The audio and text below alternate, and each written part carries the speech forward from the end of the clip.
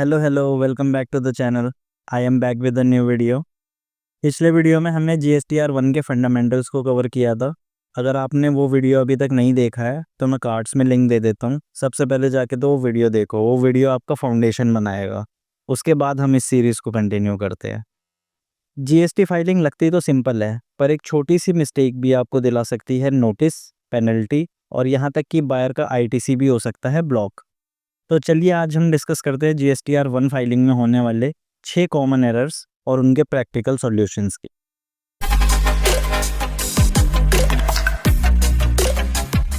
Mistake number 1, wrong GST number. सबसे common गलती है बायर का GST नंबर गलत डालना। मान लीजिए आपने 10,000 का इनवॉइस फाइल किया, लेकिन GST नंबर में एक डिजिट गलत हो गया, तो क्या होगा? अगर आपने एक डिजिट भी गलत डाल दिया तो बायर के GST नंबर पर तो वो इनपुट पहुंचा ही नहीं, वो उसको क्लेम ही नहीं कर सकता, तो उसका ITC हो गया ब्लॉक। इससे बचने के लिए हम ये कर सकते हैं कि फाइलिंग से पहले हमेशा GST नंबर को वैलिडेट करना बहुत ज़रूरी है। अगर आप किसी ERP सॉफ्टवेयर पे काम करते हैं तो आप वन टाइम वैलिडेशन करना ज़रूरी है। जब एक बार लेजर बन जाएगा तो आपको बार बार वैलिडेट करने की ज़रूरत नहीं है। अगर आप मैनुअल रिकॉर्ड मेंटेन करते हैं तो भी अगर आप एक्सेल फाइल बनाते हैं तो एक बार आपको वैलिडेट करना पड़ेगा कि ये GST नंबर सही लिखा है या नहीं। मैं आपको ऑन स्क्रीन ले जाके इसको कैसे वैलिडेट करना है ये आपको दिखाता हूँ। सबसे पहले तो हमें लॉगिन करना पड़ेगा gst.gov.in, जो ऑफिशियल साइट है GST की। यहाँ पर आपको ये सर्च टैक्स पेयर का ऑप्शन दिख रहा है, यहाँ पर आपको क्लिक करना है। यहाँ क्लिक करने के बाद आपको ये स्टार्टिंग के जो दो ऑप्शन दिख रहे हैं, यहाँ तो या तो आप GST नंबर से सर्च कर सकते हो या फिर आप पैन नंबर से सर्च कर सकते हो। अभी मेरे पास एक GST नंबर अवेलेबल है तो मैं GST नंबर पे सर्च करता हूँ। यहाँ पे क्लिक करते ही एक विंडो खुलती है। यहाँ पे आप GST नंबर को पेस्ट करो और जैसे ही आप GST नंबर पेस्ट करोगे एक कैप्चा बॉक्स खुल जाएगा। यहाँ पे आप कैप्चा डालने के बाद एंटर करो। यहाँ पे आप देखोगे कि इस पार्टी की सारी डिटेल्स, इसका नाम, ट्रेड नेम, ओनर का नाम, इसका एड्रेस, सारी चीज़ें आपको यहाँ पे दिखा दी जाएगी। यहाँ पे आप नीचे स्क्रॉल करके इसकी फाइलिंग फ्रीक्वेंसी भी देख सकते हो। ये भी देख सकते हो इसने अपने लास्ट GSTR 1 GSTR 3 भी कब फाइल करी है। और ये भी देख सकते हो कि ये मंथली रिटर्न में ऑप्टेड है या फिर क्वार्टरली रिटर्न में। सारी डिटेल्स आप यहाँ से वैलिडेट कर सकते हो। तो हमेशा बिल बनाने से पहले GST नंबर को वैलिडेट करना is very important. Mistake number 2, wrong invoice date या पीरियड। दूसरी गलती है इनवॉइस डेट या पीरियड गलत डालना। कभी हम पोस्ट डेटेड इनवॉइस अपलोड कर देते हैं, कभी एक महीने के इनवॉइस को नेक्स्ट मंथ में अपलोड कर देते हैं। इससे क्या होगा? सेल रजिस्टर और GSTR 1 में मिसमैच आएगा। और मिसमैच का मतलब क्या होता है? ऑडिट के टाइम पर रिस्क होना। तो हमें अपने GSTR 1 को अपनी बुक्स के साथ हमेशा मैच करते हुए चलना है। इसको करने के लिए हमेशा जब भी हम पोर्टल पे रिटर्न फाइल करने वाले हैं तो उससे पहले जो समरी जनरेट होती है उसको अपनी बुक्स की सेल से ज़रूर मैच करना है। अगर हम उसका रिकन्सिलिएशन करते हैं तो हमारी बुक्स और हमारे GSTR 1 में कभी भी मिसमैच नहीं आएगा। मिस्टेक नंबर 3 की बात करते हैं, रॉन्ग टैक्स रेट। हर प्रोडक्ट सर्विस का अपना एक HSN और SAC कोड होता है जिसका फिक्स GST रेट है। अगर आपने 18% के आइटम पे 12% का रेट लगा दिया तो ये अंडर पेमेंट होगा।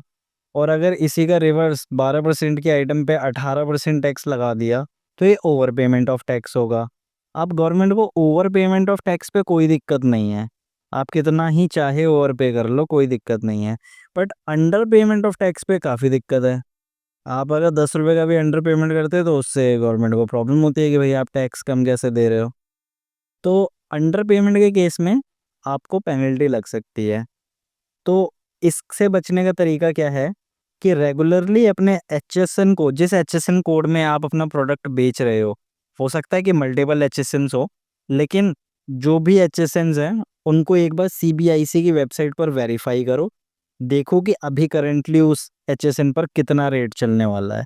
अभी मैं एक कार्ड एक और लिंक कर रहा हूँ, यहाँ पे आप देख सकते हो मेरी GST 2.0 की वीडियो। यहाँ पर आपको पता चलेगा कि अभी काफ़ी सारे चेंजेस आए हैं GST में। काफ़ी सारे आइटम्स ऐसे हैं जो 28% या फिर 18% या फिर 12% के आइटम थे जिनके रेट्स चेंज हुए हैं, तो जो 22 सितंबर से एप्लीकेबल होने वाले हैं।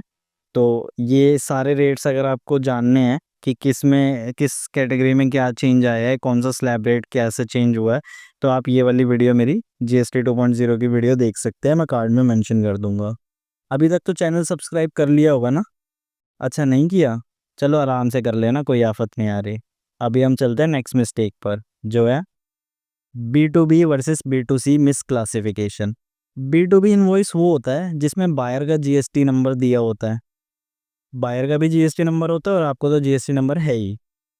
अगर आपने उसे गलती से B2C में डाल दिया तो क्या होगा? तो बायर का आईटीसी ब्लॉक हो जाएगा, जैसे कि हमने पहले केस में देखा था। जीएसटी नंबर चाहे हमने गलत डाल दिया या फिर B2B को B2C में डाल दिया, ये बताया ही नहीं कि इसके पास जीएसटी नंबर है, तो इनपुट कहाँ जाएगा, कौन से जीएसटी नंबर पे जाएगा? नहीं जा पाएगा ना, तो वो हमारा इनपुट ब्लॉक हो जाएगा हमारे बायर का। और अगर बायर का इनपुट ब्लॉक हुआ तो वो आपके साथ ट्रेड नहीं करेगा। तो इसका सॉल्यूशन क्या है? जब भी बायर का जीएसटी नंबर हो उसे हमेशा B2B ही क्लासिफाई करो। ईआरपी सिस्टम में जैसे टैली में या बिजी में ऑटो क्लासिफिकेशन का ऑप्शन होता है। जैसे ही आप बायर का जीएसटी नंबर एंटर करोगे उसको ऑटोमेटिकली B2B की रिपोर्ट में ही शो करेगा। जब आप वहाँ से जेसन बनाकर अपलोड करोगे तो B2B ही अपलोड होगा, B2C में नहीं जाएगा। हाँ, जब हम मैनुअली फाइल करते हैं और अगर हमें जीएसटी नंबर नहीं दिखता है तो हमें लगता है कि ये B2C की एंट्री है, हम उसको B2C में फाइल कर देते हैं और बाद में जाके वो प्रॉब्लम्स क्रिएट करता है, उसको बाद में जाके अमेंडमेंट करके हमें ठीक करना पड़ता है। तो वो एरर्स ना हो, इससे बेटर है कि B2B और B2C को ठीक से क्लासीफाई करो। मिस्टेक नंबर 5, मिसिंग या लेट इनवॉइस। आपने सेल तो रिकॉर्ड किया लेकिन इनवॉइस GSTR 1 में अपलोड नहीं किया, तो क्या होगा? मिसमैच होगा। आपकी बुक्स में तो सेल हो गई मगर GSTR 1 में वो आपने सेल रिपोर्ट ही नहीं करी, तो दोनों में फ़र्क आएगा ना। तो इसका सॉल्यूशन क्या है? इसका सॉल्यूशन है फाइलिंग से पहले सेल रजिस्टर को रिकंसाइल ज़रूर करो। अपनी सेल्स की सीरीज़ भी आप मैच कर सकते हो। जैसे इन अगर जून के मंथ में आप पे इनवॉइस नंबर 7, 8, 9 और 10 है बुक्स में, तो आप जीएसटी पोर्टल पर भी जाके ये चेक कर सकते हो कि मैं यही 4 इनवॉइस रिपोर्ट कर रहा हूँ कि नहीं कर रहा हूँ। तो ये एक बहुत बड़ा फैक्टर है कि आपको रिकन्सिलिएशन ज़रूर करना पड़ेगा। अगर आप रिकन्साइल नहीं करते हो तो गलत एंट्रीज़ होने के काफ़ी चांसेस हैं और गलत एंट्री बाद में जाके प्रॉब्लम्स क्रिएट करेगी। चलिए हम 6th और फाइनल एरर पर आते हैं, जो कि है अमेंडमेंट एरर। अब देखो अमेंडमेंट क्या होता है? अमेंडमेंट होता है कि मैंने अभी तक आपको जितनी भी गलतियाँ बताई ना, गलत जीएसटी फाइल होना, गलत डॉक्यूमेंट नंबर डाल देना, किसी गलत मंथ में एंट्री कर देना, इस सब को ठीक किया जा सकता है। ठीक कैसे कर सकते हैं? अमेंडमेंट से। एक अमेंडमेंट करनी पड़ती है जहाँ पर हम इनवॉइस नंबर लिखते हैं अमेंडमेंट के सेक्शन में, वहाँ पे बहुत सारे ऑप्शंस आ जाते हैं कि इसमें क्या अमेंड करना है। तो जो भी हमें चीज़ ठीक करनी होती है, सपोज़ कि मुझे रेट ठीक करना है, टैक्सेबल वैल्यू ठीक करना है, इनवॉइस नंबर ठीक करना है, डेट ठीक करना है, जीएसटी नंबर ठीक करना है, ये सब कुछ हम ठीक कर सकते हैं।